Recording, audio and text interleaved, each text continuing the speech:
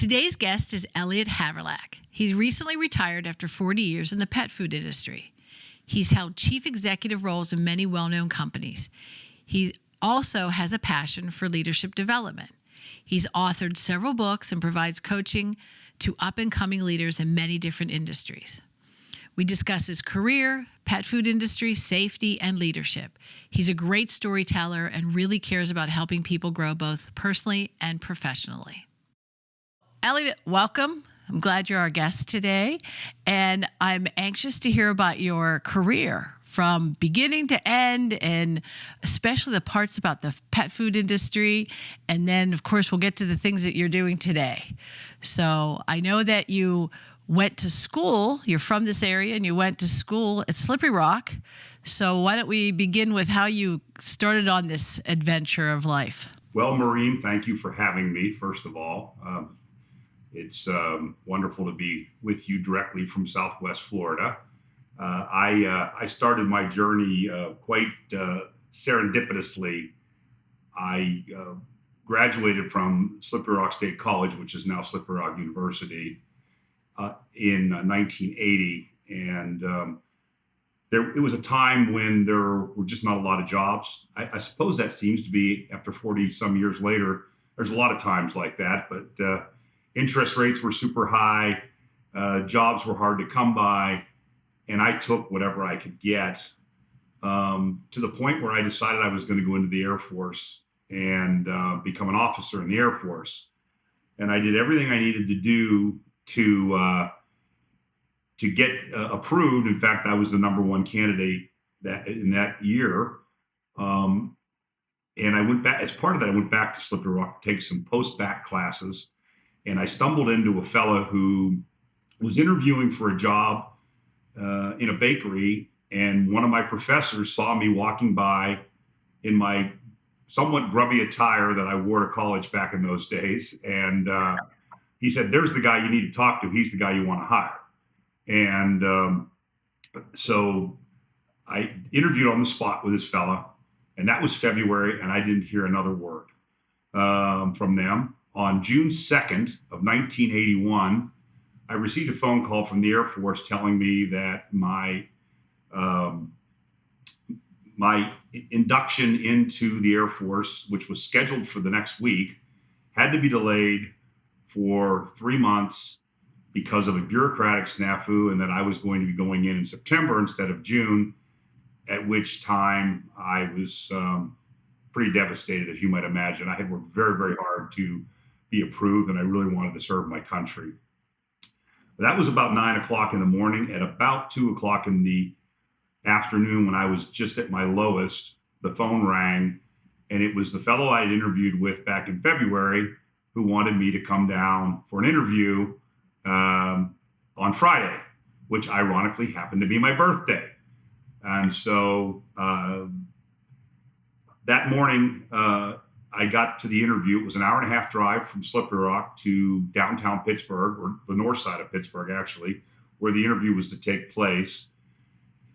And I sat in my car for an hour and a half because I got there way early because I wanted this job in the worst way, and convinced myself, along with some help from the Almighty, that I wasn't going to walk out of that building without a job.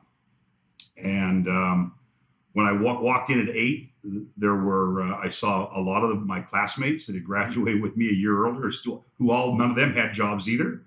And so we were all interviewing for the same position. As the day went on, I found that one by one people were leaving, and I was still there. And so at 3 o'clock, we assembled in a room, and the general manager asked me if I had any questions. And I said, "When do I start?" And he said, "Well, we have to make a decision yet." And I said, "Well, I'd appreciate you making that decision today, because I promised myself I wouldn't walk out of here without a job today." And he said, "Well, since you asked, the job is yours." And thus launched my career in the food industry. And I started out midnight shift in a bakery on the north side. It was called Town Talk Bread, or Wonder Bread, were the two big brands at the time. And it was really difficult work. It was a management trainee, which meant basically an indentured servant. Now, the good side of it was I learned everything about the baking industry, from bringing in the ingredients to making the bread, to all the science behind the bread, to all the way to putting it on the shelves. They put me through an entire training program, but it was quite rigorous.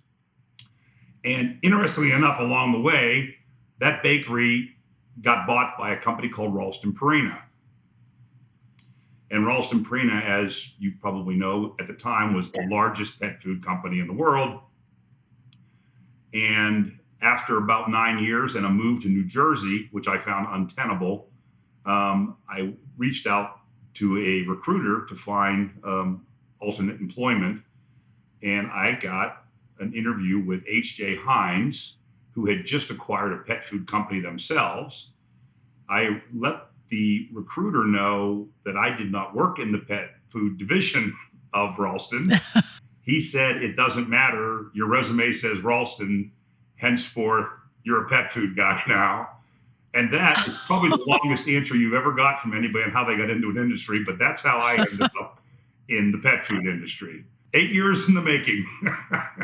That's wonderful. But, when I have worked with people in the pet food industry, they very much want to hire people from the baking industry.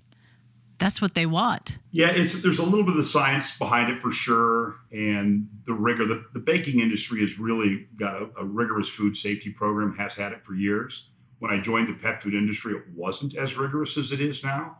I would tell you that in my 40 years in pet, it has become a paramount level of rigor in the industry. I would say the pet food industry probably has as high or higher food safety standards as the human food industry does. And a lot of people look at me a little crosswise when I tell them that, but the reality is the facts support my opinion. When I talk to anybody in the food industry and I tell them that we were doing anywhere from 150 to 200 micro tests a week on the environment in the factories, along with every product was positive, held for a positive, free of salmonella or other pathogen, they look at me like, how did you guys even do that? But it was a requirement of the industry, and it became so over the time I was with them. There's a lot of history there, which we can talk about if you'd like. It's really fascinating how we got to where we got and where we came from. But food safety was and is an imperative in the pet food industry beyond what you find in most human industries. Now, why is that? Why is it more important in the pet food than it is in the human food? Well, what happened is, so when you bring ingredients into a pet food into a pet food factory, they're considered not safe for human consumption, even though they may be human grade. So anything you see on a bag of dog food that says human grade, unless it was made in a human factory, that's a misnomer. That's not a fair thing to put on a bag, because it technically becomes not human grade the second it pulls into the plant. Since the plants are known to have pathogens in them in the raw materials, i.e. raw chicken, it would be a good example. There's a kill step that has to happen. And what occurred in our industry was we had two things happen. The first one was we had in 2007, it was actually, I believe, the day before St. Patrick's Day, we had a major issue in the pet food industry where there was dogs and cats were reported dying because of the food. And the initial reports from the media were that it was rat poison. Well, it was not. It ended up being melamine, and melamine is a material that you use to make plastic plates. Well, yeah. There was a dubious provider in China that put plastic into their wheat gluten and their rice gluten, and because it made the equipment that tested for protein look like the protein level was high. So unbeknownst to anybody in the industry, we were putting plastic into the food unwittingly, of course. And what happened was the the cry went across everywhere. This was 2007, I believe I said. Anyhow, at that point in time, the trust between the pet parent and pet food industry vanished overnight. And we had a major crisis. Now, fortunately, the company that I led at the time, Dad's Pet Care, which later became Ainsworth, we were unscathed. And it wasn't because we were this marvelous company. We just had not bought wheat gluten or rice gluten from that company. And so we didn't have any in our factory. And therefore, we were able to avoid most of it. Now, unfortunately, we did make some products for a company, and another supplier had half the country, and their food was tainted and ours wasn't. And so we got a little bit of a graze because people were calling us wanting to know if our product was tainted, because what happened was they put the phone number of the manufacturer on the bag so that you were responsible, if you wanted to do private label for this company, to answer all consumer calls. And so all we could tell people was, if you're calling this phone number, we made it, it's okay. We couldn't tell them anything about the other manufacturer's problems because we didn't know them. And unfortunately, the other manufacturer, it was Easter weekend. So right after St. Patrick's Day, we logged over 1,000 phone calls on Easter weekend. And we staffed the phones 24/7 all through Easter weekend because we didn't want any pet parent to be afraid that something had happened to their dog, or their best friend, is that is the case. Yeah. And so it really was interesting. And then the next thing that happened, and this may be more than you wanted, but we had a practice of a thing called remill. So any food that didn't quite make spec, it would go back into a bin and it would get blended back into the food. And what happened was this tainted ingredient ended up in product that didn't have the ingredient on it. So and it wasn't enough to be toxic or harmful, but when it got discovered at the parts per billion level, the entire industry was exposed to these practices that we had done for years. And so that was the first thing. And so the industry completely changed on that event alone. This melamine, this ingredient, was it killing dogs like instantly, or was it they built up it built up in their system and then they died? Yeah. Was this an immediate thing? It built up in their system and then they passed on. Now, the reality is, depending upon what side of this news fiasco you live, the industry would tell you that no less than a dozen dogs passed away as a result of this issue. But it was widely reported that it was in the thousands. And, one of the challenges with dogs, their average life expectancy is 12 years. There's 100 million dogs. You can do the math. There's a lot of dogs dying every day just because it's their time to go. Right. And so what happened was, as soon as the veil was pierced and no one trusted the industry, every time a dog died, it was the food. And so it took us a long time to dig out from that. And then, even though every dog food bag says wash your hands after you handle this food, we had a human in May of 2009 let their child play with the dog food. And the child got deathly ill with salmonella. I believe the child did recover, but they used the DNA of the salmonella and traced it back to the dog food. The FDA was embarrassed, and therein came the requirement to positively release every bag of dog food that was made. Now, there are some bad actors in the industry that probably aren't doing that anymore. Most of the companies that are reliable and reputable are doing that still to this day. Geez, it's a wonder my children are alive. I don't think I ever read that on the dog food bag, and they play with the dog food all the time. Yeah, well, it's funny. I mean, salmonella is something that was expected in a pet food plant back in the day. You didn't even think about it because you knew it was there. Well, all of a sudden now we had to redesign all these pet food plants, clean them from top to bottom. And one was once maybe a quality department or a food safety department of 3 or 4 for an entire plant. That group became 20 to 25. Wow. And I think some of the rigor that we put in, frankly, was a knee jerk. And once you've done it, it's hard to undo it. So a lot of the policies and procedures used to be you look to see if the fat was bad, rancid. You made sure the size was right, the color was right, the density was right, and that was pretty much your quality, And now it's every micro ingredient has to be tested before it comes in the building. Every bag has to be tested. Every batch has to be tested before it leaves the building. All these we divided our plants into 3 different levels for food safety. So it's really quite a fascinating and complicated, but it created another whole element of the pet food industry that hadn't existed before 2009. What part of that are they not doing in the human food? I would think they'd have to do all that in the human food too. Yeah, so you may recall a company, a peanut butter company, and the CEO went to jail. It was out of Atlanta. Yeah. Well, they were testing, but they just kept testing until they got the right test. And so that's against the law.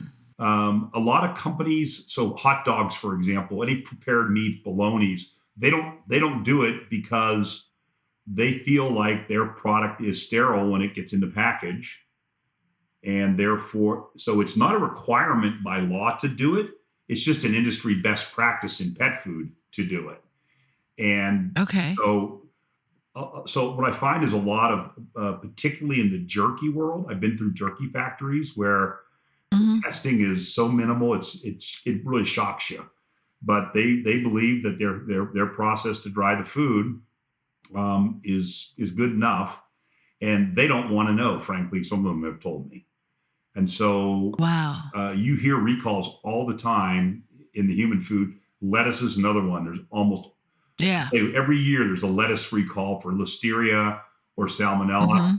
And those industries just know there's a risk and they live with it. And the pet food industry, by most standards, again, there are some folks that aren't doing it, just decided they weren't willing to live with the risk.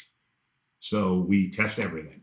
Okay, so is there a bigger risk in that now that there's a lot of pet food companies that make that raw food or that refrigerated food? Some make the frozen food. So, I mean, kibble is a dry food. So I would think that it was shelf stable in my pantry. But those other foods, do they have a different kind of problem? There certainly are a lot of challenges with those foods, and you've probably seen have been a few recalls in the fresh food.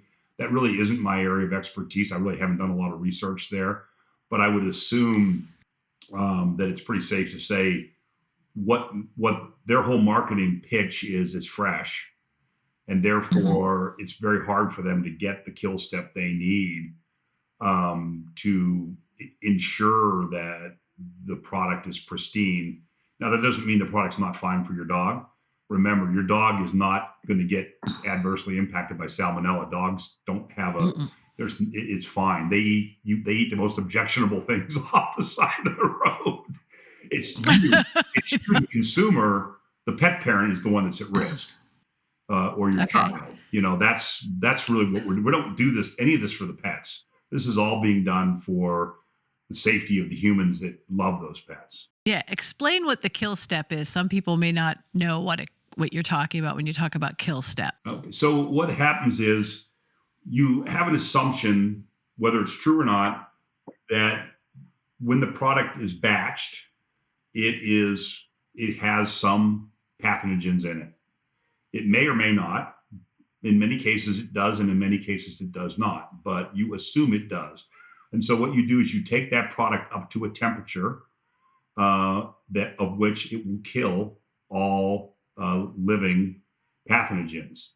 There are other things that are being done today to circumvent pathogens in another way. We can talk about those. Those are actually microbes that are good that kill pathogens. So you actually inoculate your factory with a non-pathogen microbe that will kill all the pathogens that might be in your factory. So that's kind of an emerging thing that's been going on for about 5 or 6 years now. But anyhow, the kill step, you then do a test, and you want to get the government requires a 7-log kill step, a death of pathogens, and an 8-log if you have poultry in it. And so logarithmic means 8 that number to the eighth power less than what would be there originally. The other way, as you know, my wife and I had an injection molding company. And another way to use a kill step would be pressure.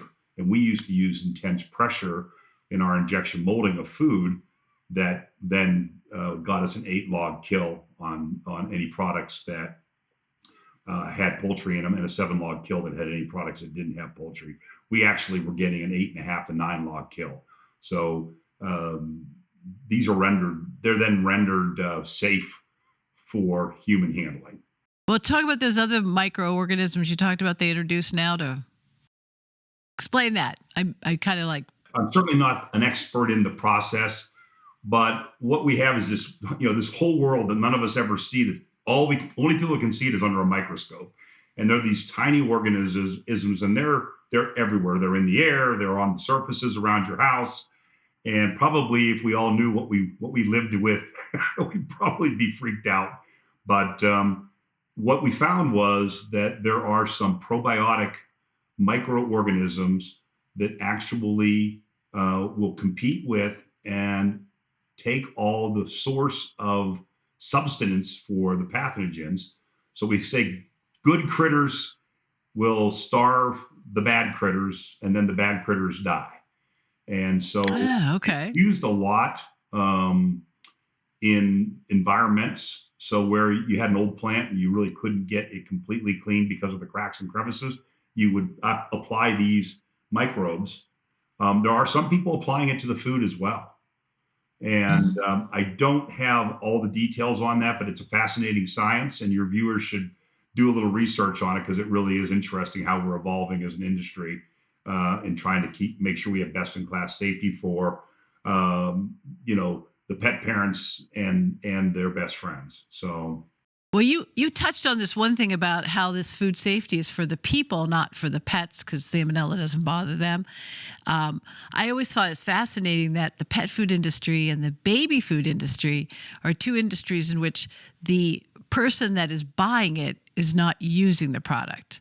So you have to you as the company have to make it appealing to not only the animals or babies, you have to make it appealing to the person who purchases it. Because if somebody thinks that dog food or cat food smells terrible, seems disgusting in their mind, they're not going to feed it to their dog because they think it's disgusting. So you have to make it palatable to them. And then obviously, and baby food's the same thing. There's been some baby food that you smell and you're like, woo, and you're not going to feed it to your baby, but the baby would enjoy it. So talk about that for a little bit, the challenge in trying to make it make both people happy. Yeah, it really is quite the challenge, because there's two things. Item one is canine's olfactory sense is thousands of times stronger than ours is. And so a lot of the aromas that you find pleasing, there's some objectionable ones for sure, but the ones that you're finding pleasing are put in there for the pet parent. They can go, well, it smells good, my dog's going to like it. Particularly we see this in treats. We'll see a lot of treats that smell like berries or like mint. Well, the dog doesn't care. Dog's going to eat it either way. And the dog's ability to smell is so much more keen than ours. They wouldn't need anywhere near a scent that we could smell. They'll smell it whether. So and then the other aromas that you find that are more objectionable, those are meats that are put in there again for the pet parent. So certainly, particularly this comes in organ meats, so livers, hearts. They are good, there's no question. And I'm not a food scientist, so I want to make sure that we don't think I don't want anybody to take any advice on the dietary needs of your dog from me, because that's not my area. There are plenty of good people out there that can help you with that. But anyhow, a lot of these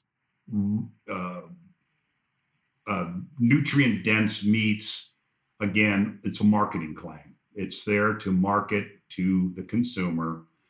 And interestingly enough, the relationship between a consumer and their dog or cat is unique but similar to that of a child. And I'll tell you why it's similar, and then I'll tell you why it's unique. Okay. Similar, at the beginning, your baby is completely dependent upon you. And they can't do anything without their parent. And the same is true for a dog. When your dog comes home, it's fully reliant on you for its food, its nourishment. It's reliant on you on it for its fun. It's reliant on you for going outside to do its business, and so on and so forth. So the difference is we as parents and grandparents all hope to see the day when our child or our grandchild leaves the nest and goes and becomes an adult themselves, and then does the whole thing all over again. In the pet world, that dog remains dependent upon us for the entirety of its life. And when you sign up to be a pet parent, you're signing up from the day you adopt that dog or buy that dog to the day that dog's life ends. And there's really something psychologically different about that, because while people have had to bury their children, nobody wants to or expects to bury their children. While nobody wants to bury their dog, we all know we're going to have to bury our dog, unless we're up in age and the dog outlives us. But and so the psychology of that really makes it a rather unique relationship that's like no other anywhere that I can think about. So, and the same is true with cats. Cats live longer than dogs, but it's the same sort of a thing, that the cat's completely reliant on you from beginning to end, and you're going to someday say goodbye to that cat as it passes, and that's just the reality. Yeah, true. I've always found it fascinating, which is why I love the industry. It's why I've stayed in the industry I've been in it for part of 5 decades now. So it's kind of fun. I've watched it evolve. When I started, this is a dirty little secret that we used to joke about in the industry when I first started. We used to call the industry corn to cash.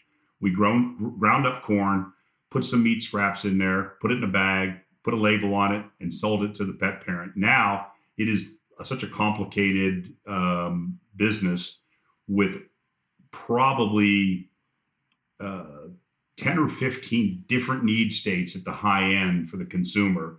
So the consumer that thinks their dog came from wolves, which they did, might buy an ancestral diet. The consumer that thinks their dog is going to have allergy use or problems, they're going to buy a limited ingredient diet. And there are dogs with legitimate issues, and there's going to be a whole host of diets for them. There's going to be dogs that are overweight. There's diet dogs, skin and coat diets for dogs. And so it's really developed into this portfolio of premium, super premium, and now ultra super premium, and some of it costing more than $5 a pound. Yeah, I had a dog that was diabetic. Yeah, well, there's diabetes, there's renal problems, there's cardiac problems. Yeah, we had to give him a shot twice a day. Yeah, there's a lot of people that do that for sure. Yeah, and he had all those issues, and he had a special diet, that he had to be on. Well, I mean, dog food diet. Yeah, there's certainly prescription diets as well. You have to get through your vet, and those can cost more than $5 a pound.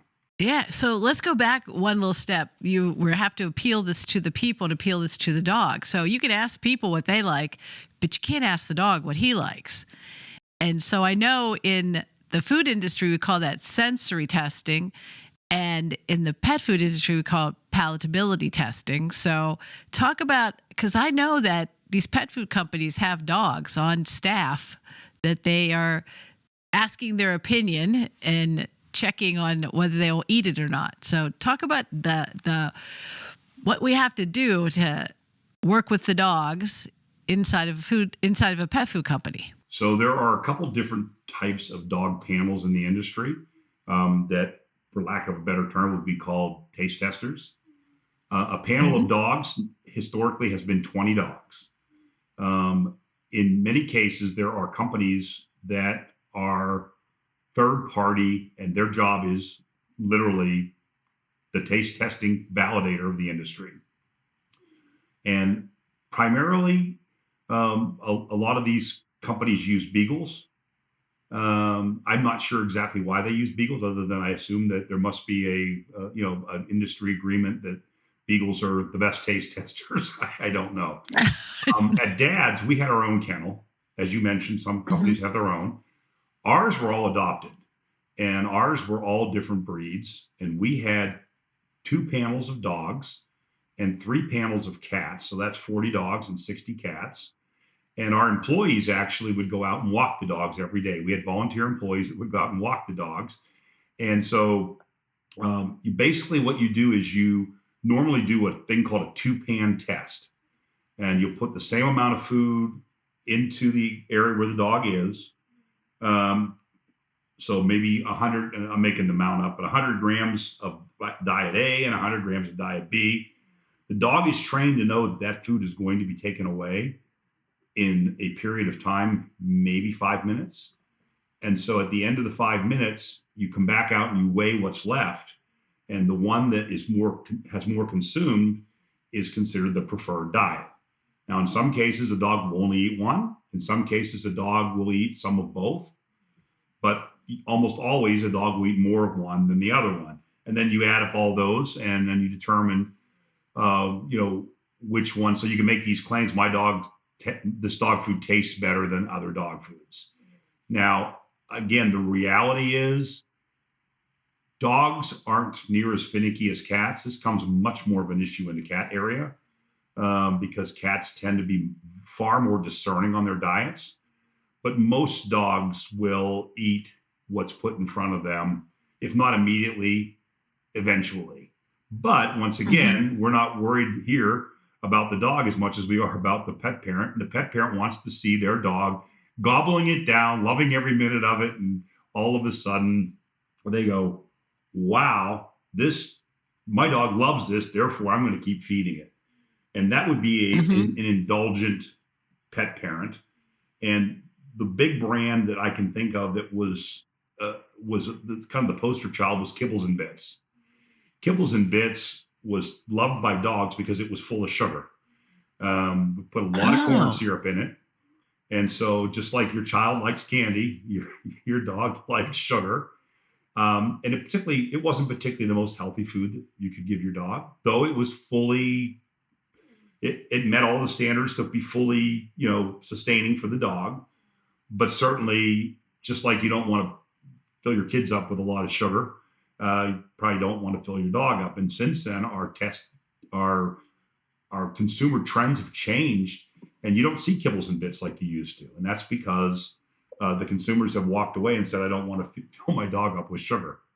And there came a product called Beneful. You may have heard that name. Yes. Beneful was Purina's way of bridging the Kibbles and Bits dilemma. And they still had a lot of sugar in it, but they put a lot of healthy, like vegetables and things like that in it as well. And so therefore it was at least perceived by the consumer to be much healthier than Kibbles and Bits. And Purina actually had a product called Kibbles and Chunks. And so Kibbles and Chunks, which was a ripoff of Kibbles and Bits, believe it or not, became Beneful. And Kibbles and Chunks you won't find anywhere, it's gone. And all these things evolve as the consumer's attitudes change. There are some consumers that will buy only what their vet tells them. They're called healthy followers. There are some people that will only buy what their breeder tells them to buy. And then there are people that want to research, and they're called engaged shoppers. And they actually go online and they research, and they find out that some of these novel ingredients, proteins, one of the things that's emerging is we're using crickets as protein in the pet food industry now. I'm not sure if you're aware of that or not, but that one is coming. I don't know how broadly that's going to get adopted, but crickets are considered a sustainable protein, and it's again a very tiny segment of the market now. But your viewers can Google crickets as protein, and you'll find a lot of information about cricket-based protein diets for dogs and cats. But some of the other exotics, bison, quail, whitefish, all these ingredients, duck is a very big and emerging It's actually been around for about 20 years. Venison's been around for a while. You'll remember historically when Imes and Hill Science Diet were the two ultra super premium diets, and they had lamb. This is back in the 90s. They had lamb introduced, and then they came up with venison. And so it was chicken, lamb, venison were the three. Well, now you take that and, like I said, add bison, wild boar. Salmon. They do salmon. There's salmon. There's whitefish. There's kangaroo now. I don't think I'd want to do kangaroo. Yeah, well, I feel bad for the kangaroos. I'm a little jumpy when I think about kangaroo, but but it's interesting. I mean, and there's some science. There was a brand that was based with avocados. Oh, okay. I missed that one. Something that we haven't talked about is this trend for vegan or vegetarian diets. We've got a lot of vegetarian diets in the dog world.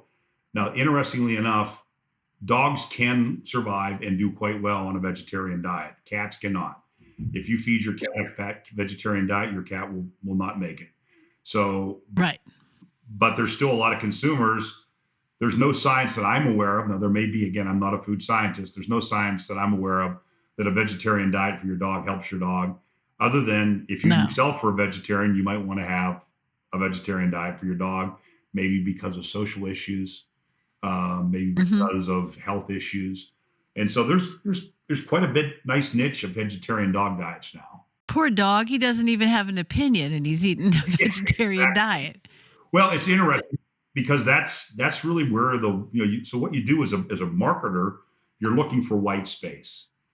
And so in 2007, when my company launched the Rachael Ray Nutrish product, we were looking for the consumer was convinced that the healthy diets didn't taste good.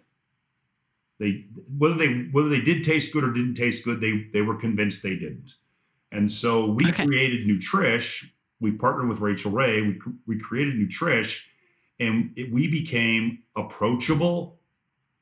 And it was perceived by the consumer that it tasted better.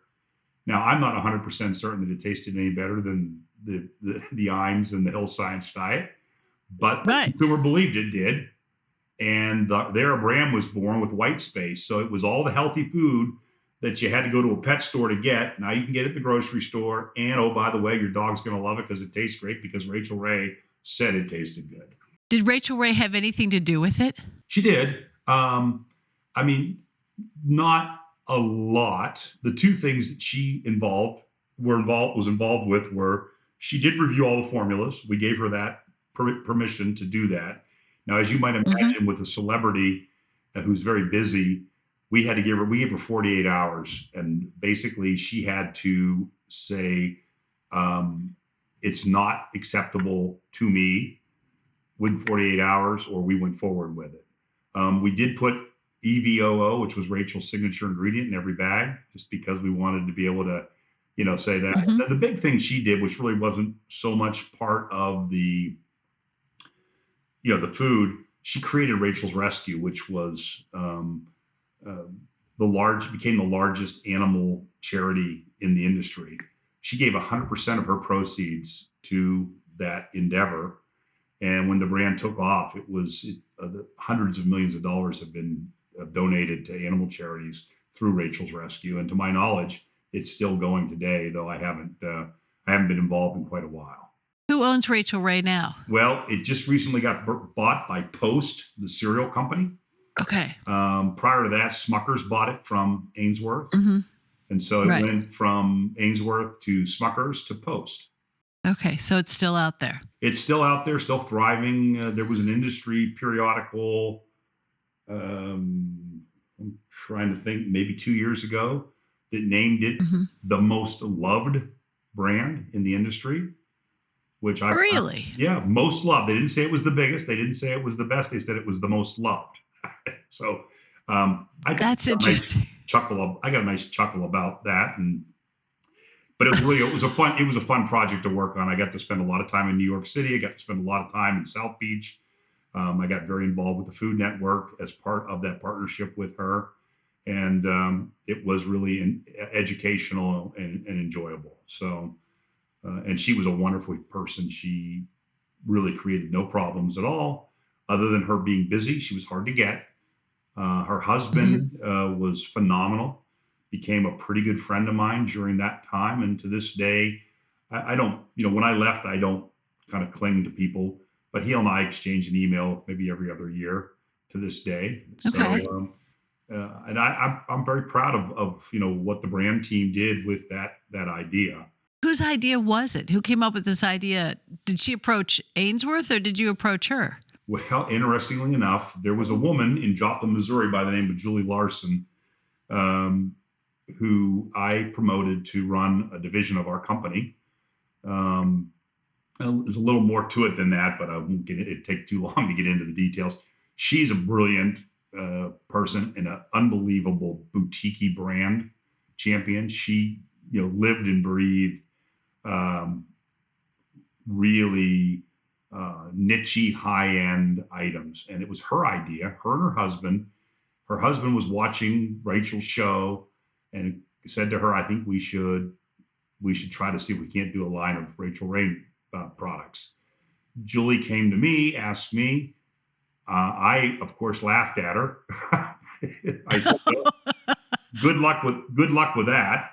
And about 3 months later, Julie called me up and said, we got a meeting in New York City to meet Rachel's husband. He wants to talk about it. And that's where I came in. Unbeknownst to us, she had already been approached by Ralston Purina, and she had been offered $1 million upfront signing bonus to sign with them. I convinced her husband and then convinced her that she didn't really want to get her picture slapped on a bag of dog food that she had no control over. And I told them that, well, I didn't have any money to give them up front. We would create a company on which she would own a percentage of. So she would be a part owner of the company. We would give her a modest royalty, a very modest royalty, because I explained to her that all the money needed to get these brands going, we really couldn't afford to pay out big royalties and still have the brand going. And then, interestingly enough, she loved the name Dad's Dog Food. She thought it sounded like family to her, which of course it did. And so she chose us, and we gave a $30,000 donation to her mother's charity. And she gave up $1 million, and whatever else Ralston was promising her to go with us. And like I said, the rest is history. It became a $1 billion brand. I don't know a lot about it today. I left that job in 2012. I retired, became a consultant, and primarily in the pet food industry.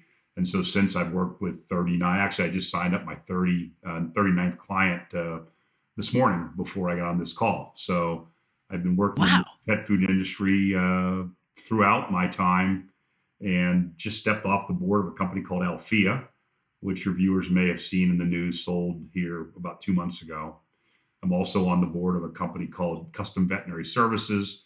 We create a phenomenal array of supplements for dogs. So similar to the supplements that you might take yourself, we have a whole line of supplements for your best friend, both dog and cat. I know I talk a lot about dogs, but cat's an important part of the story as well.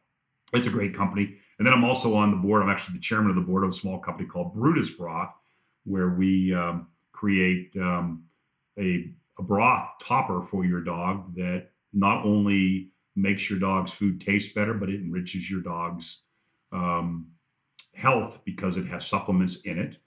And so it's a good for your dog, good for you. Everybody knows bone broth so good, when you get the cold or on a cold day, and so we have this wonderful bone broth that's been carefully formulated to help your dog enhance his or her life. And so I'm excited about that product. Those are three of the projects that I have been working on. I did leave Alfea the 1st of October when we sold. Now, what was Alfea again? Alfea What did they do? The largest custom manufacturer of pet food in the world. So we make all the diets for all the companies, and I'm really not at liberty to talk about our customers or their customers because it's kind of the part of it. But if you were to go into a store and grab 10 bags, different brands of dog food, chances are Alfea made 3 of them or 4 of them. Okay. And maybe all of them. And particularly if you were at the high end. Our niche was that super premium, ultra super premium level of the industry. So there's a lot of wealth that can be garnered through the pet industry. It's recession-proof industry because it's interesting. Every time there's an economic downturn, 2 industries that do well are alcohol and pet. And alcohol because you drowned your sorrows, and pet food because your best friend doesn't complain to you when there's nothing extra to do. So it's really fascinating. Yeah. And how many times in my 40 some years in the industry have I heard the death bell? Oh, pet's going to decline. It never has. It's gone through a metamorphosis. Yes, we had 2007 and 2009 that were real big slugs in the face. But we rebounded because we did the right thing as an industry, and we continue to grow. In 2000, COVID, we saw 7 years of dog growth in 1 year because everybody adopted. Everybody got a dog. And it was funny because all the experts outside the industry said, well, they're going to give them back once COVID's over. Well, no, they didn't give them back because they fell in love with the dog. So actually, I got one of my dogs during COVID because someone was quote unquote giving it back. They had always had little dogs. And I don't know what this woman was thinking, but she got a standard poodle. And he had always been part of a big family. And I don't mean of humans, I mean of dogs. He had grown up in a household of 11 or 12 dogs. And this woman collected dogs like, I guess women collect purses or shoes. And when she got tired of them, she got rid of them. She'd be like, oh, I don't want big dogs now. I'm going to go to little dogs. So she was getting rid of the standard poodle, who at the time was bonded with a golden doodle, a smaller golden doodle, and she just separated them, just gave them away. And this woman bought him, and she had him for about 3 months. And she said, he's tearing my house up. And I said, well, don't you crate him? And she said, no, that's cruel. And I said, well, what's he eating? She goes, everything, plastic, paper. She said he knocked off a crock pot and ate a whole chicken, bones and all. I said, so you think that's safer than a crate? So she said, I can't do this. So she brought him over to introduce him to my dog, who's a big golden doodle, and they loved each other immediately. I have a female, this is a male. They just were like best friends first minute. So she was so happy that I would take him. And he is the best dog. I can't believe we're his 4th owner. And people just kept giving him away because I don't know. But I had him re-crate trained in about a week. And he loves his crate so much that if you can't find him, he's in his crate. He just goes in there, curls up. That's his favorite place. Yeah, there are a lot of stories like that. There are bad actors in every industry. There's bad people, but the data suggests that the vast majority of the pet parents, the dog becomes part of the family, and thus is not usually handed back. Now, one of the reasons why the shelters are overflowing with dogs at this point in time is the problem that created all the dogs in the shelters hasn't stopped. And since everybody got their dog in COVID, there's just not a lot of people that are looking for as many new dogs as there was. So you're seeing a little bit of a right. Yeah. So, but it's not so much that people gave them back, but though some people do. And there's some people, for example, my wife and I, we have a 75-pound pit mix. She's an adorable dog. If we were 10 years older, we might have to consider not keeping her because she's so strong that I would worry about her pulling my wife over. Now, at this point in time, we're fine. She does great, and we're both young enough still that we can. But I could see a world where if we were 10 years older, that we'd have to say we can't do that size of a dog anymore. And so and a lot of people, mistakenly think they can handle things that they can't handle. And certainly, if a dog starts eating, your crock pot, you might be a little. And you know what? And he hasn't changed a bit. He would go after the crock pot in a second. He eats every toy. He gets stuffed animals, dirty diapers. He is incorrigible. He drives me crazy. So our answer to that is, if he's not physically with us by our side, he has to be in his crate. Now, he has a whole fenced yard, so the yard's completely safe. So if I have to go fold some laundry or something, I'll send him outside to play. And he'll play outside while I do things that I can't have him with me. But if he comes in and believe it or not, he loves napping all afternoon. So the afternoon, he's good. He'll just go in his crate after lunch and he'll sleep in there for 3-4 hours, even if I left the door open. So. Oh yeah, for sure. Crate training is certainly there's not a cruel thing about crate training at all. I mean, obviously, if you leave the dog in the crate for 3 days, that's a different story. But crate training is absolutely, when done properly, actually, dogs could be in a crate 20 hours a day, as long as they get that 4 hours. It's not all at one time. They have to get out every so often, But no, crates are fine. We don't crate our dog anymore. We did have her crated for a few years. She just kind of has developed into this wonderful dog that just kind of lays around and enjoys life. So certainly there's no problem with crate training your dog. Yeah, I had my son when he first got his dog. I don't know. She's like 3 months old. She was in the yard with my big golden doodle, and this is before we had the poodle. And our dog saw something on the other side of the yard, and she was going to go after it. And she ran from a straight line from where she was to this other thing and plowed right over the puppy. Like the puppy wasn't even there, and broke her leg. So it was not a bad break. And the vet, said, all you have to do is keep her in a crate for 3 months. We're like, in a crate for 3 months? And he said, yeah, the first month, she can only go out to go to the bathroom or eat. Second month, you can take her for short little walks. And the third month, you have to make sure she's crated whenever you're not physically with her, And she did fine. She absolutely did fine. Her leg healed fine. She's like 4 or 5 years old now. She turned out to be wonderful. Matter of fact, I think she's really wonderful from the crate training. And I heard a lot of service dogs are crate trained. So I have a feeling that she's developed into that. She had developed that temperament, being very low key, except when she's with the other dogs. She's crazy. Absolutely crazy. She is. She sees our dogs and she goes wild.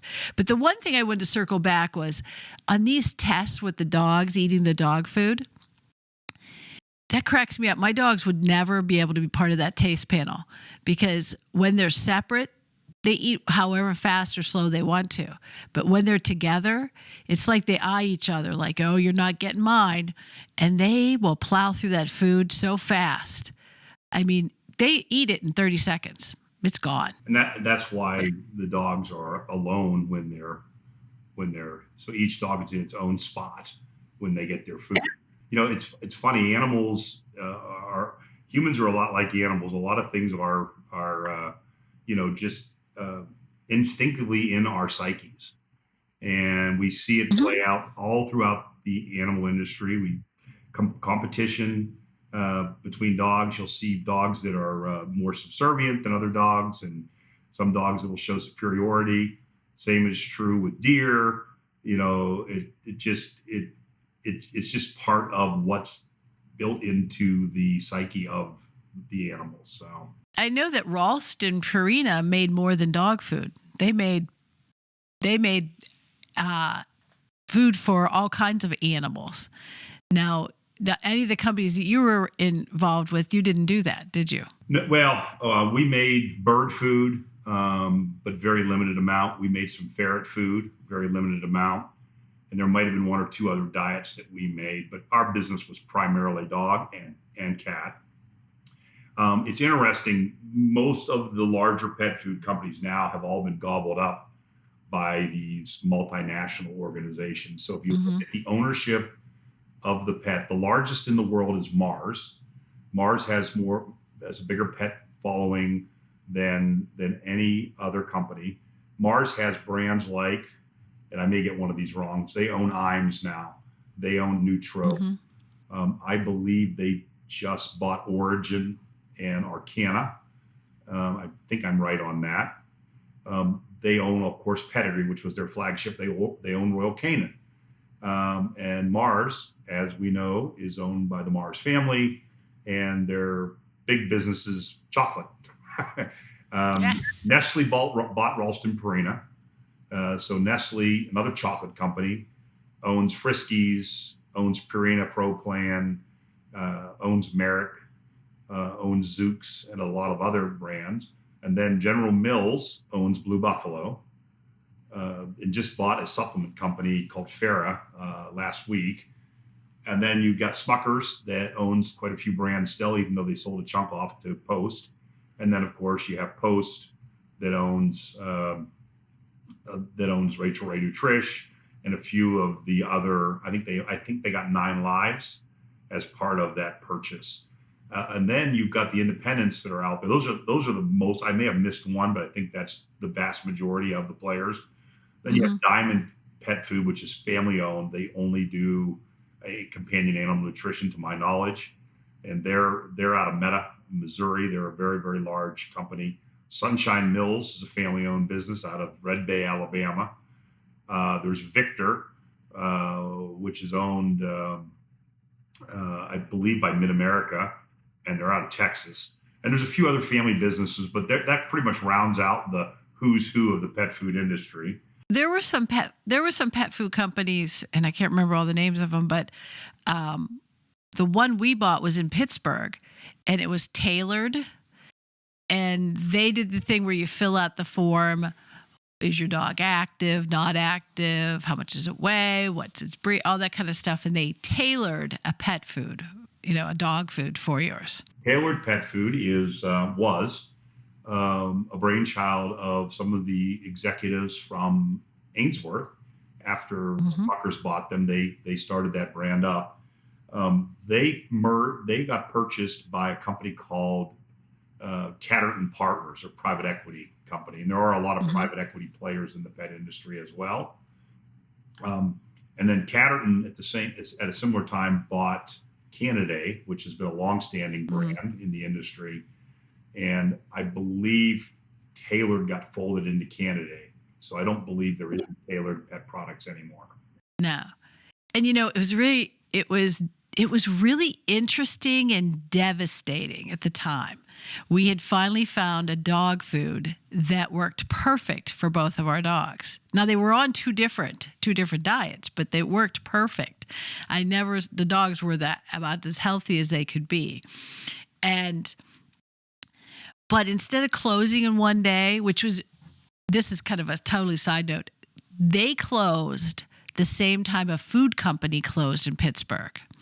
The food company was called Fifth Season, and they closed in one day, meaning that they told their customers, sorry, we're not delivering today. And it was a salad company, so ready-to-eat salads, and I'm talking about leaf lettuce type of salads, not potato salad, ham salad.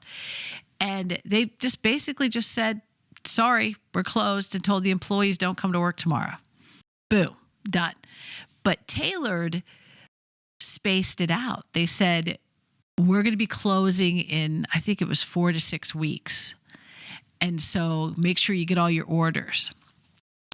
And they had a reward system that I had totally ignored. I've been buying this food for so many years, I didn't even notice the reward. So I realized I had all these points that I could get free food. And so they ran out of the food I needed. So they gave me treats. They made treats too. So I got bags and bags of treats. So I got all my rewards in. But we were so sad. And they said, and you're giving me information I couldn't get out of them at the time, because I said, well, what's happened to them? Why are they closing? And they kept saying, don't know. And then they said, if you want to get a dog food similar to ours, go to Canada. And we said, okay. And we did. And now I understand why it's so similar. It's the same food. I think what they probably did, and the reason they phased it out, is they were still owned by, again, they were partnered with Canada. And, if you just pulled the plug on dog diet, it's not good for your dog to switch diets without a transition period. So I think it was probably brilliant of them. I didn't know that they had done this, but it was probably brilliant of them to give you the 6 weeks so that you could prepare to change your dog's diet over. And, if you moved to Canada, how many of their other consumers moved to Canada? And they probably were able, and the person you talked to probably didn't have a clue what was going on. She didn't. They were probably telling you the truth because they didn't know. And they had a wonderful customer service. It was a young lady, and she was wonderful. And they gave you instructions. They mailed us instructions on how to change them from one food to the other, the step by step. They were wonderful. It was just very interesting that I looked at two companies that went through it the same month. And one was just, bam, you're done, goodbye. And the other one was, we have enough product for 6 weeks, and we're going to try to get everybody their product. And my son's dog was on the stuff too, and he was able to change over. And we've been very happy with it. I don't know if there's other pet foods out there that we would just be as happy, but we had wanted to make sure that we had, I guess we're, what would you call that? The informed pet parent, the one who researches stuff? The educated pet parent. You get engaged. We tried to be that one. The engaged. We tried to be that one. And I think you'll find there are diets out there that'll be perfect for your dogs. It's a matter of what you like. Every dog food on the market is required. We're under AFCO, which is the animal. I'm forgetting the exact acronym what it stands, but it's Animal Feed Control Group. Mm-hmm. And so every dog food has to be fully nutritious and able to sustain your dog. Now, some products are not safe for puppies. They don't have enough protein. And some diets would be maintenance diets, and other diets would be performance diets. So there's a certain minimum standard of vitamins, nutrients, and protein and fat that needs to maintain your dog. And then it goes up from there. But every bag of dog food that you're going to buy, unless it's being made by somebody who's a rogue in the industry, and I suspect there might be some of those still around. I don't think there are. But it's been a fascinating industry for me. I loved every minute of it. I've been blessed to be able to start a life coaching and strategic planning company as a result of my time in the pet industry. In fairness, most of my clients are in the pet world, but I have reached out and broken out into some human food projects as well. I did a project for a company out of Oakmont that was a pizza crust company this summer, which was really fascinating. And I've worked with an old family-owned bakery that made seasonings and almost like a shake and bake kind of a thing for chicken. Worked with that a few years ago, but most of my clients are in the pet world. But what I've really found that I really enjoy is coaching executives, helping them develop. I also enjoy working with young people who are emerging leaders who might want to be leaders. And so as part of that business, I've been able to help a lot of people on their journeys, and I find it great. I'm a big student of culture and team building, and building trust within your teams is paramount. And when you get trust right, everything else seems to fall into line pretty well. And so I spend a lot of my time now doing that, along with quite a bit of volunteer work.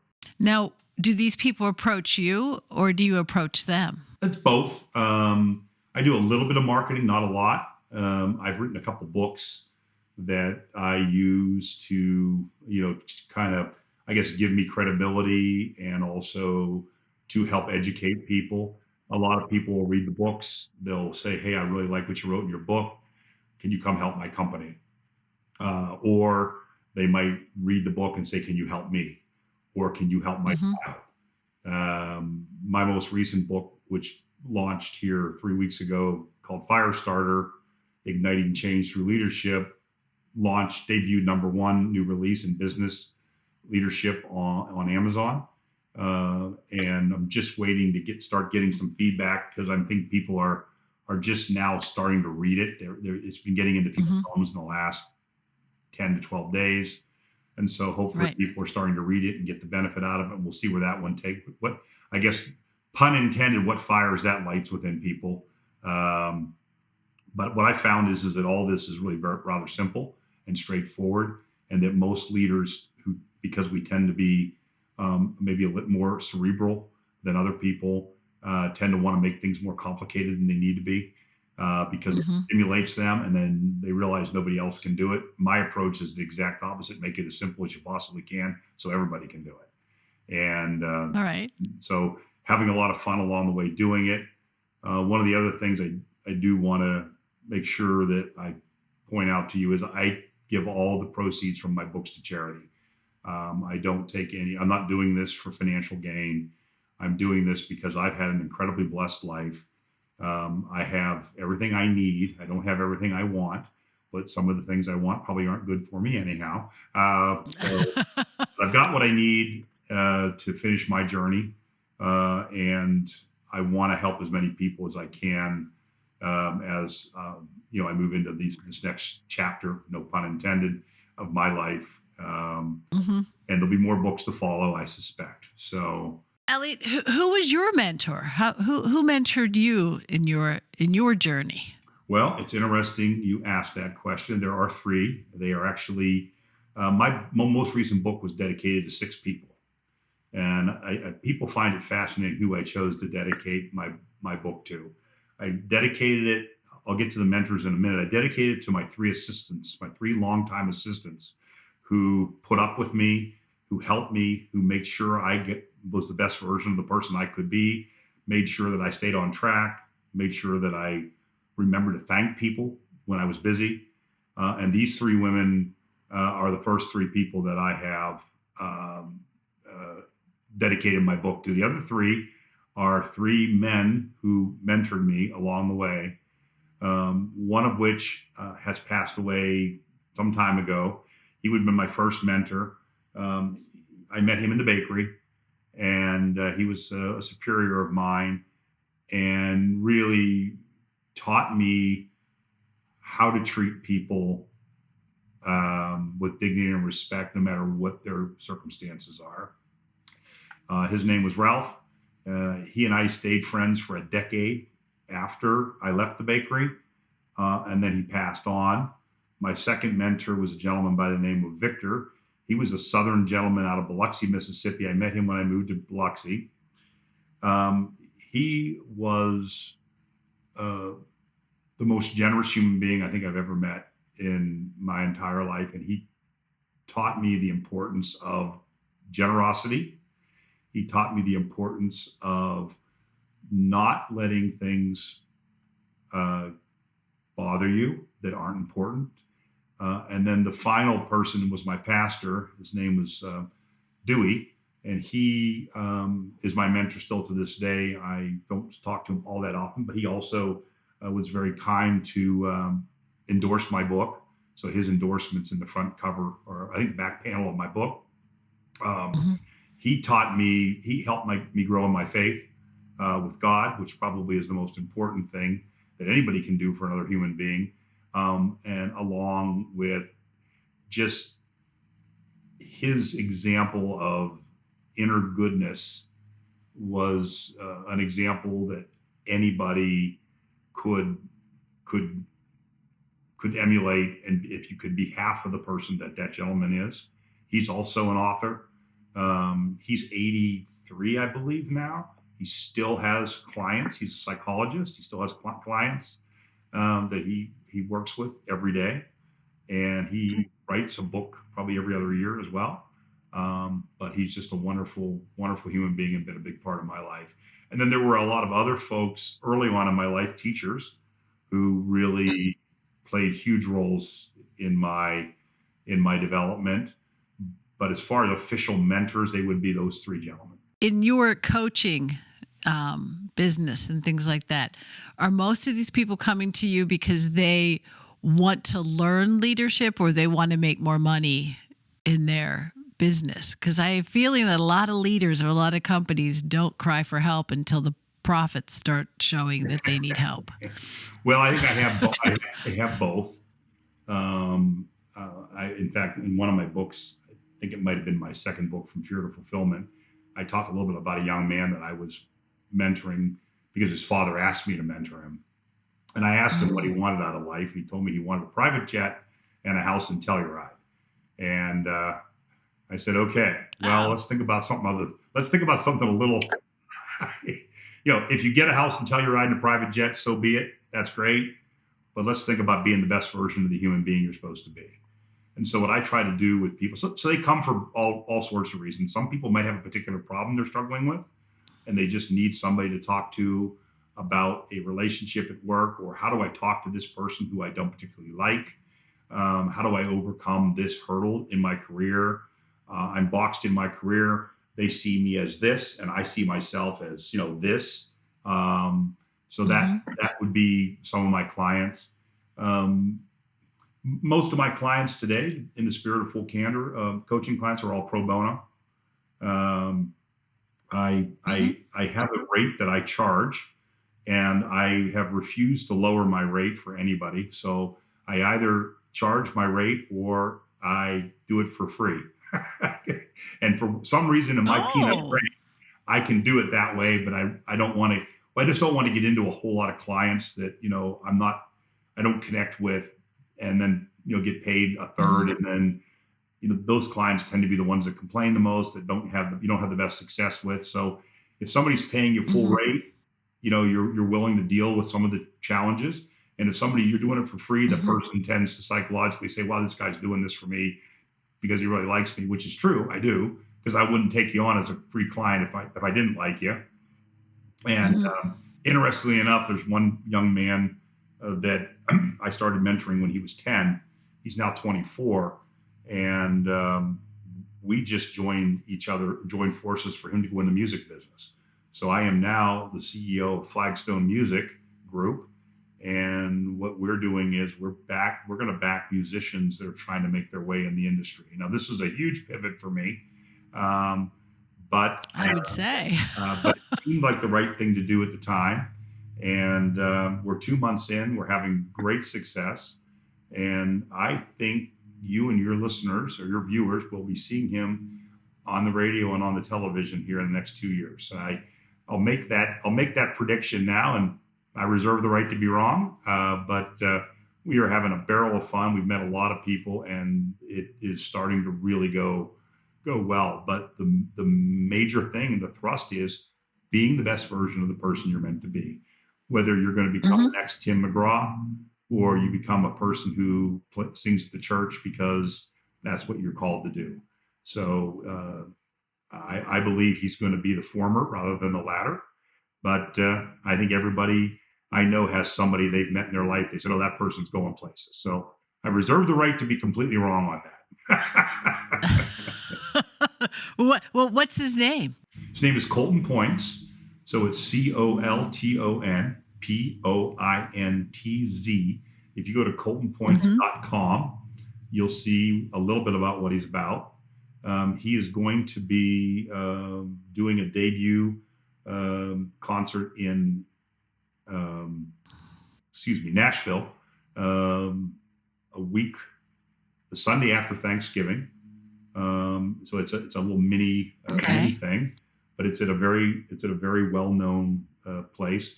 He's also been asked to perform in a couple other of the classic Nashville spots, and there'll be a lot about that on the website as we get them secured. I don't want I don't want to talk about them because they haven't been secured, and I don't want to jinx them, I guess, so to speak. Good. No, don't.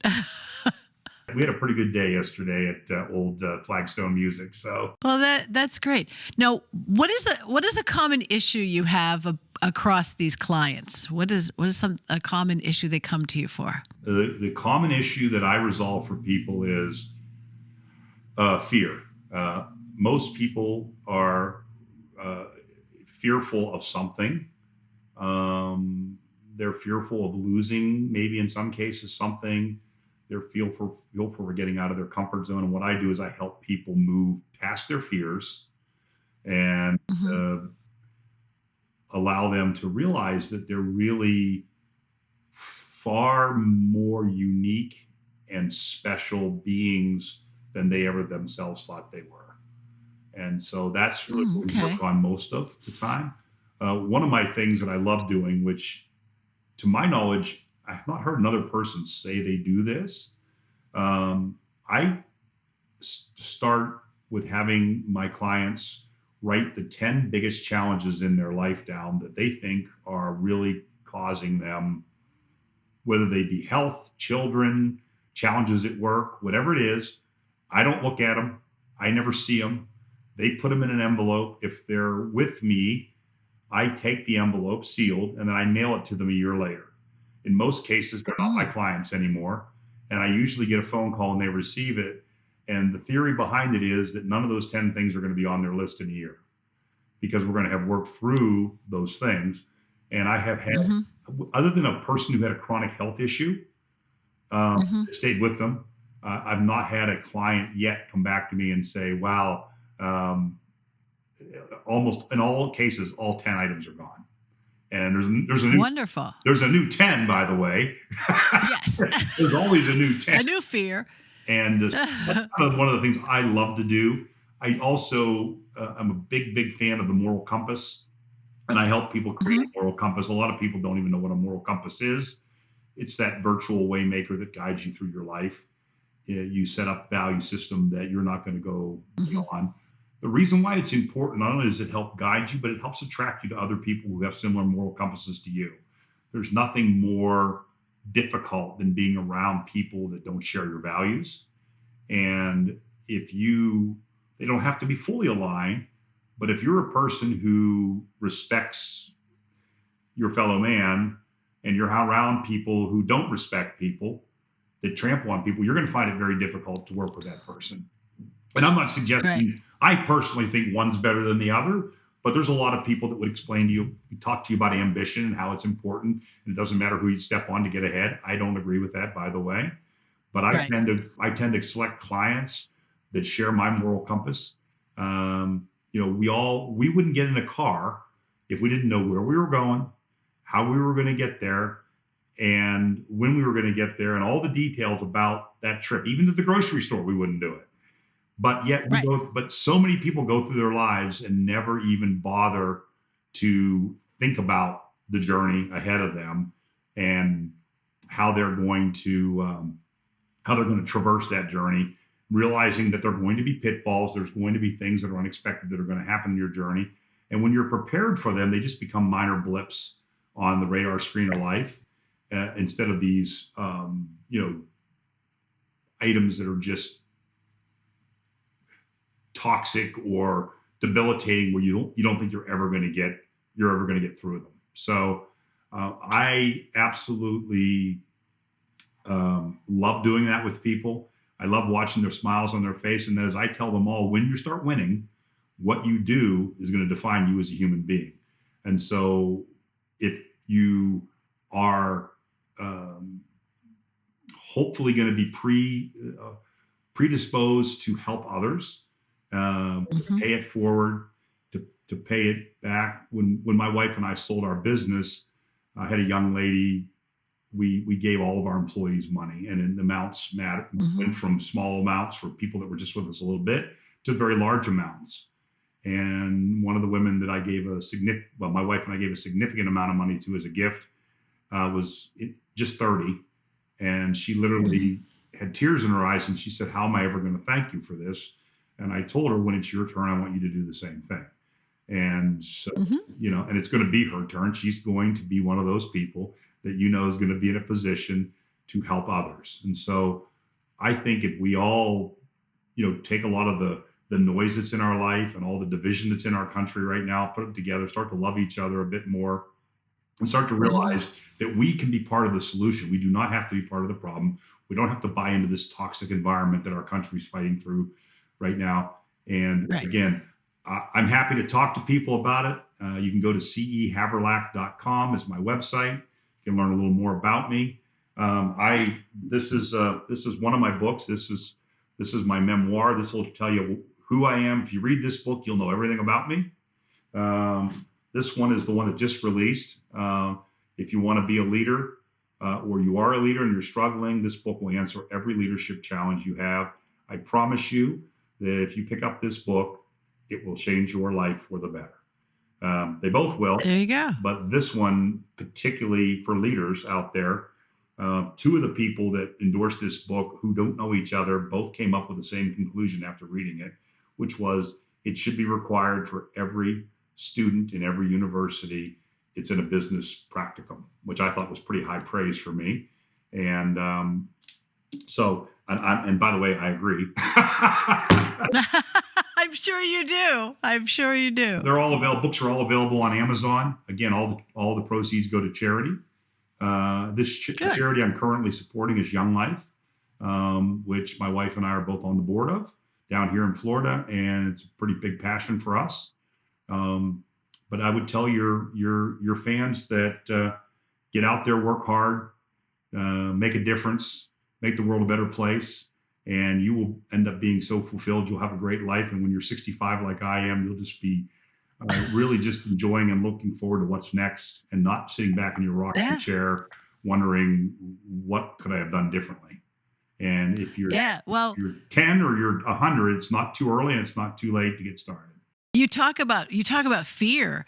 My husband always had an acronym for fear. He said it was false evidence appearing real. That's pretty good. I hadn't heard that one before. I might steal that from him.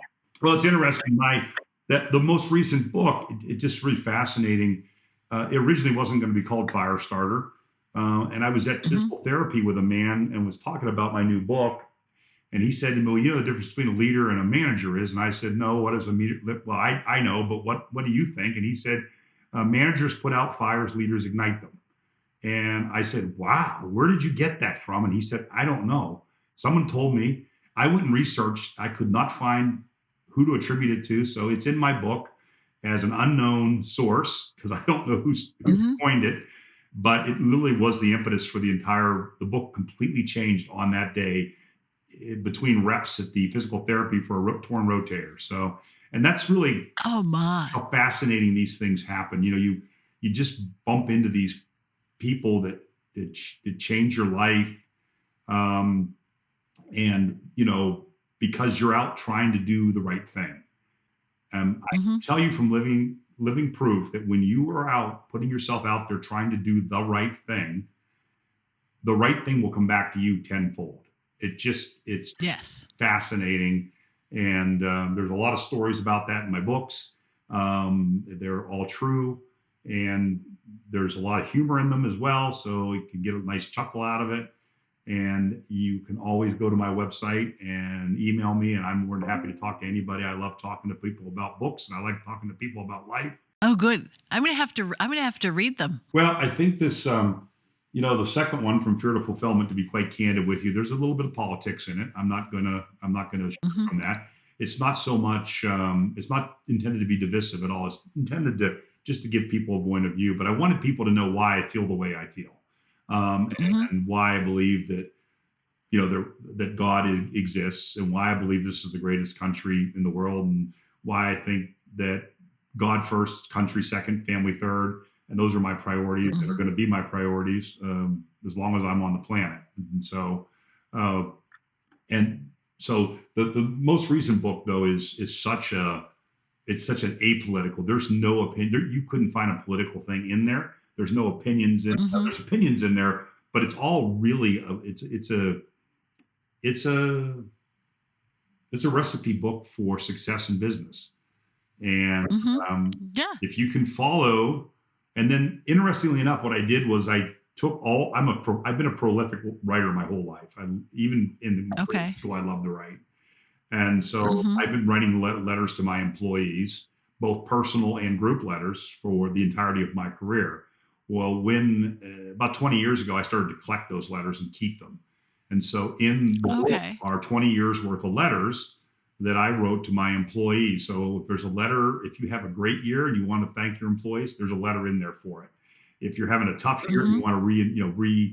you want to re-engage your employees, there's a letter in there for it. If there's a letter in there for Thanksgiving, there's a letter in there for anything that you can think of. If you have a crisis, how do you keep the employees comfortable and keep the fear down when there's a crisis in the business? There's a letter in there for it. So, and then that's wonderful. the last part of the book is just an education. It's really a coursework on how to deal with behavioral problems with your team, how to deal with leadership challenges.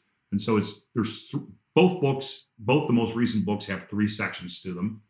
And, again, I'm out here, endorsing them because I wrote them, but they really are great books. And, I've told people, you buy the book, you find it not valuable, call me up, explain to me what was it about it you didn't like. I'll give you your money back, because I'm not doing this. There you go. I'm doing this to help people. And Yeah. and also, frankly, to give myself something to do, to keep me occupied, because I'm a person who likes to have a lot of things going on all at the same time. So always have enjoyed Yeah. a lot going on. Get very. The other thing we didn't talk about, and I do want to touch on just for a second, because fear is one of the debilitators that crushes people's dreams. Greed is Yes. another one. Okay, and they go Yes. hand in hand. And when you realize that you don't have to be greedy, Mm-hmm. there's plenty for everybody. When you create a better world, the pie gets bigger, and a bigger pie allows everybody to feast. And so I'm a capitalist for sure. I understand the element of wanting to make money, but money has never been my driving force. My driving force has been winning. I want to win. I love winning. I love teaching other people how to win. I love taking the things I've done when I've won and sharing it with other people to help them become winners as well. And if we all adopted that mindset as a society, my goodness, what we'd be able to do. A thing I stole from somebody many, many years ago, but we have a responsibility to do this. And the funny thing about responsibility is it's 2 words. It's response and ability. And I know that everybody listening to this has the ability to do this. The question is, what's their response to it? The call is out there. Mm-hmm. It's out there for all of us. You have the ability. What's your response? And we leave it to you to decide whether you want to respond in the affirmative or not. And I will tell you that when you do it, your life will be so enriched. And again, I lived 23 years of my life in fear. And on my 23rd birthday, God took fear away from me in that parking lot before that job interview. And I haven't looked back since. And it's been a wonderful ride. Wonderful. And I've loved every minute of it. Now, have you ever read any of Zig Ziglar's stuff? A little bit. I haven't read a lot of it. I know it's really, really pretty good. It's been recommended to me a lot. Mm-hmm. My dirty secret is I'm a terrible reader. I suffer from dyslexia. Did all my youth. No one knew what it was back then. They didn't call it that. I have a very difficult time reading. I do read quite a bit. I'm actually a fairly prolific reader now, but I have to purposely, say I'm going to read this. It's not second nature to me. And so I haven't read any of Stephen Covey's stuff, though I understand it's all great. I've read a little bit of Zig Ziglar, but not enough to really be, to know enough. Well, Zig Ziglar has his tagline. I hope I get it right. I mean, the man's passed away, so he won't be listening to this, but he believes that you will get everything you want in life if you help others get everything they want. And he always believed if you serve them first, if you help them first, it will return to you. And his example was he was a salesman. And he said, if you did a really good job selling a good quality product to people who need it, it'll be an easy sale and you'll make money and that will help you. So you have to help them first. And he wasn't greedy, and he wasn't, but he was, and he had made a whole business out of this basic statement. Yeah, well, it's certainly true. It's interesting, my 40 some years in the pet food category, I've never held a sales position in my life. Though I would tell you that probably the vast majority of people who know me in the industry would tell you I've sold more dog food and cat food than anybody else they know. Yeah, because you weren't trying to sell it. Trying to build a relationship and make friends and solve problems. When I started recruiting, I was recruiting everything. This was like my first year: chemical business, paint business, everything in the food industry. And the most significant thing for me that led me to work in the food industry was the nicest people. And the paint people, the chemical people, they were terrible. Hang up on you, nasty, call you names, everything. The food industry is very nice. Even if they didn't want your business, very nice turning you down. And it appeared to me that when you're in a business selling something to people that make them healthy, happy, like we do not need cookies. We do not need candy, but you got, those people are selling those snacks and everything out there making people happy. You can't be in this happy business and be a nasty person. So I gravitated to the food industry because it was the nicest people. Is that what you have found? I mean, that's what you seem to be gravitating to, the pet food and the food industry. I have found, I haven't had a lot of experience outside the food industry other than working with contractors and things that were doing, projects for me. I built a lot of buildings. Mm-hmm. I bought and sold quite a few businesses in my life. So there are some folks that dip in from time to time tangentially that aren't, but the vast majority of the people particularly in the companion animal, which is where most of my experience is, are wonderful people. And, one of the things that's been, in history that people are starting to realize now is it is the people, getting the right people. Recruiters are vital because getting the right people in the right seats, to steal from Jim Collins, getting the people on the right seats of the bus is really where you win and lose. Mm-hmm. The rest of it's all pretty academic. All the time we spend. So one of the things that I believe I coined is if you focus on getting a good team that loves each other or at least respects each other and works well. So I call that organizational cooperation. If you have organizational capability that is, finite, and then you add in organizational cooperation, your organizational capacity swells multiple fold, mm-hmm. because you're not spending all this time cleaning up the messes, the relational messes, because, Bob and Sally don't like each other. And it took me a long time to realize that. And, when I was at Heinz, we had a very, very interesting, we had a Viking-like culture.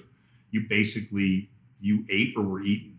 And at the time I was so steeped in that environment that I loved every minute of it. And I didn't realize just how toxic it became. And some of the people that I was convinced were spawn of the devil that I worked with at Heinz, I met later after we both left and found them to be delightful people. And it wasn't them, it was the culture that had created this problem. And I'm sure they felt the same way about me. And, I completely missed it. So I've become a transplant to all about teamwork, trust, accountability, being able to collaborate, being able to have conflict. Conflict's a great thing. We can have a different view as long as we respect each other's opinion, because what will happen is if I have view A and you have view B, we're probably going to come up with a new hybrid called view C that's going to be the best of both those views. And I've seen it happen so many times. And, it's the littlest things that you do that make the biggest differences in relations with people. And it's never, unfortunately, you're never going to get it 100% perfect. You're always going to have to work on it. There's always going to be. Right. But you can't be afraid to trade people out. Unfortunately, I've had to let a lot of people go who were very talented people, but they just didn't fit the culture of the company. And they went on to great careers at other companies. And in some cases, some of them called me and thanked me afterwards and said, I didn't realize it at the time, but I was in a bad spot in the wrong company, and I'm glad you opened my eyes. Others probably still have a voodoo doll with my picture on it. They probably stick it with pins. But that's, when you're a leader, that's kind of part of the game. It's not all fun and games. There's a lot of tough nights. A lot of tough calls have to be made. So there's a lot of companies I work with, and I try to tell them all the time, hire the person, not the resume. And now I think we're at an epidemic now that they will always want to hire the resume. They won't even talk to the person. And I'm like, this is a great person. You can teach them. You can train them. Oh, and I'm going to go soapbox for a second, but no teaching and training is happening. They don't want that. They want this person to come in first day, do the job. They're hiring them for a job, not hiring them to be part of an organization, not hiring them to be part of a team. They hire them to do a job. And I keep encouraging and try to tell people, hire a really good person, has good attitude, good aptitude, good raw skills, and you can train them. And I recently came across a company that says they do all that, but I can't get past the people who write the contracts because the contracts are terrible. And so I don't know if that'll ever come to be, but it's the first time I found a company that said we train our employees. Everybody else says, well, they don't know every single thing of this job, so we won't hire them. Well, it's interesting. I'll tell you a quick story because I think you'll find it interesting. There was a gentleman that we were going to hire for a COO position at one of the companies that I was involved with. And I was part of the hiring team. And I was sent his resume, and not having never met him, I said to them, we don't want to hire this guy. They said, why don't we want to hire him? And I said, because I can just tell you the way he wrote his resume, he's not going to fit our culture. We went ahead and we met him anyhow.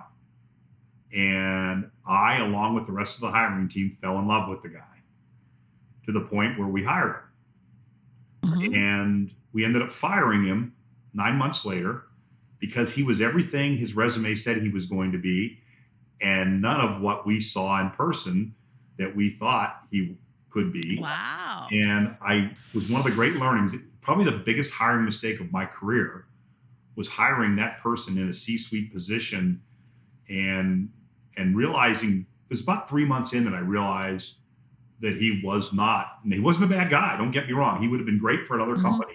But for our culture, for the company we were, he was a complete and utter cultural disaster and created so many problems, broke trust down. And but again, wasn't a bad human being. He just didn't buy into the culture of the company. And his resume told me that he would not buy into the culture of the company, though on paper he was the perfect candidate. Isn't that fascinating? There's never a right or wrong. I always tell clients, meet the people, because I've seen people write fantastic resumes and they're a terrible person. You found that out. I found people who are wonderful people can't write a resume, and most people in the middle are kind of like they write an okay resume, they're an okay person. But what I really find is that a lot of people don't read resumes. They say they do, but they didn't. They looked at it. And if it didn't strike them, then they don't go any further. And I look at them and then I read them. Yeah, well, kind of pivoting back to just trying to help people. So interestingly enough, 3 weeks ago, I received an outreach on Facebook from a neighbor of mine who I hadn't talked to or seen since 1995. And I connected with them. And usually when someone reaches out to you after 30 years, they want something. And she said, hey, my son's looking for work. I understand you've been a pretty successful business person. Would you be willing to talk to my son? And her son was 6 the last time I saw him or talked to him. So I immediately, of course, said yes. I'd be more than happy to talk to him. I talked to him and we had a nice conversation. I was able to help him with his resume. I was able to help him with some of the things in his life challenge. And in the middle word, I mentioned to him that I had gone into the music business. And he said, well, I have a really good friend who's in Nashville in the music business. I'll connect you with him. And So he's now connecting with Colton, who's, the young man who I have in the music business, and they're becoming really good friends. And had I not been willing to help this person who I really didn't know and, didn't know since he was 6, it never would have happened. So that's a great example of just taking the little bit of time that it takes. I talked to the kid for a half an hour on the phone. I spent a half an hour working on his resume for him. And I told him if he needed anything else to reach back out. I haven't heard from him other than he followed up to make sure that we'd connected with his buddy in Nashville. But I thought that was just a good example for people to understand that when you take the time to help others with nothing expected in return, oftentimes you receive a bounty back. Oh, yeah. I will talk to people about jobs, and I know I cannot help them. I will never be able to find someone who will pay me a fee to hire this person. So I tell them any little secret I can that will help them, tell them exactly what steps to do. And I hear back from people many times saying, I did everything you told me and I got a wonderful job or a wonderful salary, and I say, you're welcome. And then fast forward a few more years, they're now in a position to hire, and then they use my services.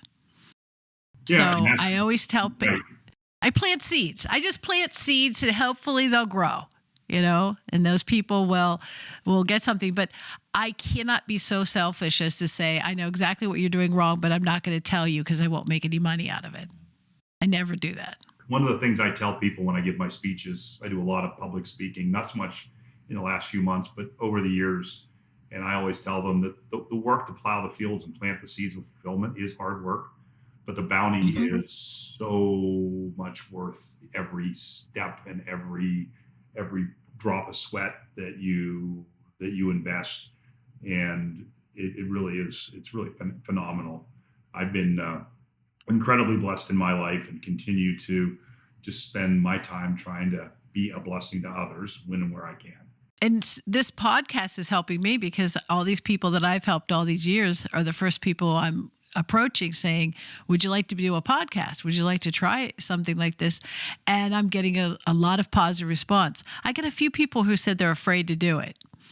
So we'll work on those. Yeah, but send them a copy from Fear to Fulfillment. They won't be afraid of anything after they read that book. All right. I'll do that. I will do that. It's amazing how many people are afraid. The other thing I find is there's people that say that you shouldn't put yourself out there because it's not appropriate to do so. And I would always tell them, these are mostly faith-based people, and I always tell them, where does it say in the Bible you're not supposed to use the talents that God gave you? Right. They usually say, well, there's nowhere. I said, well, good, then get out there and start doing it. Yeah. Yeah. And people say to me all the time, they could never do my job. They go, aren't you afraid? And I'm like, afraid of what? Because the worst thing that can happen to me is you say no. Right. And I mean, that's the worst, because none of these people are going to come through the phone and attack me or anything. They're just going to say no. And I've never, my whole life, I hear no more than yes, but that's okay. I'm not afraid of it at all. I'll pick up the phone. People laugh because I won't call for pizza. You can't get me to order pizza. I'd have to be starving to go order a pizza. But I'll call the president of a company anytime. Well, I look at the no's as being character builders. You learn from them too. So it helps. We were doing some interviewing for a PR company, and I went with one company and not the other. And this is really fascinating. Young lady owns this company. She sent me a note and she said, hey, I'd really like to know if you would be kind enough to let me know why you picked the other company and didn't pick us. And it was very clear to me the way she wrote it that she wanted me to send her an email back as to, why I chose the other company and not her. And I said, I thought, no, I want her to call me. And so I sent her a note and I said, here's my cell phone number. Please call me anytime. I'd be more than happy to share my thoughts with you. Well, she never called. And I knew she wasn't going to call because she was probably afraid to call. And I feel badly. And probably what I'll do is I'll probably wait a month. And I'm going to send her a note and say, the reason why we didn't pick you is the same reason why you didn't take the opportunity to get the phone call when I offered it to you. Because she wasn't willing to invest in the relationship to earn the business. And Right. she might have gotten business from me I've got other things going on. She might have gotten business from me in another way if she had just taken the time to pick up the phone and call me. And I didn't want it because I wanted to yell at her or tell her she was wrong. I wanted to tell her that I didn't feel like they had put the effort into the proposal that the other people had done. And I think that would be really good advice for her, that if she put a little more time into her proposals, if you write 20 proposals and they're all 20 bad ones, you get no business. If you write 5 proposals and they're all good ones, you might get 3, right? But it was just interesting that she didn't bother to call. And I predicted that she wouldn't, because I was sure she wanted me just to email her. Which I feel so impersonal, it's not really going to help anybody. So yeah, when I have a candidate who doesn't get a job, I tell them all, everybody up front before they go to an interview, whether you get this job or not, I'm going to call you back. And I'm going to tell you, obviously, if you get the job, that's that case scenario. But if you're not getting the job, I'm going to tell you why. And so when companies tell me, don't give me any information, that's kind of a hindrance to me. But if they give me the information why the person didn't get the job, I tell them in a very constructive way so that they don't do that again. Or sometimes I find the information extremely wrong, so we don't even go there. But I help these people, and everybody tells me most of the time when I go to an interview and I don't get the job, the only reason I know I didn't get it is 3 months later I still haven't heard from the company. And I said, I know, and that's cruel. Yeah. And so I'm going to tell you right away if you don't get it. Yep. So that you can move on. And those people always come back to me. I never have an issue with it. So they might be afraid to hear the news, but I make sure they hear it. Yeah. Well, that's certainly very, very kind of you, and it's the right thing to do. Well, I certainly have enjoyed spending the last couple hours with you. Thank you very much. Good. I have enjoyed it too. I have enjoyed it. And, I feel like we didn't go through the resume or go through the whole thing. And this was so interesting. I was very interested in everything you said about the pet food industry, very interested in what you said about your coaching and your mentoring in the leadership area. And I'm going to take a look at your books, because I am a reader and I can read right through those real fast. Well, yeah. So, and my resume, is not something that I'm particularly at this point in my career. I mean, it's out there on LinkedIn. Certainly your viewers are welcome to go look at my profile on LinkedIn. If you send me a note saying that you're a friend of Maureen's, I'll be more than happy to accept. I think I have about 3,800 connections on LinkedIn. It's not a huge network, but it's bigger than others. But the things I've done are the things I've done, and I'm looking to the future. I'm looking to help people and see what I can do moving forward. And so I don't like to talk a whole lot about my career, though I do think the beginning of it, which we talked about in great detail, was pretty interesting. Yes. So, well, good. I have enjoyed this. Thank you very much. You are very welcome. Hopefully we'll talk again soon.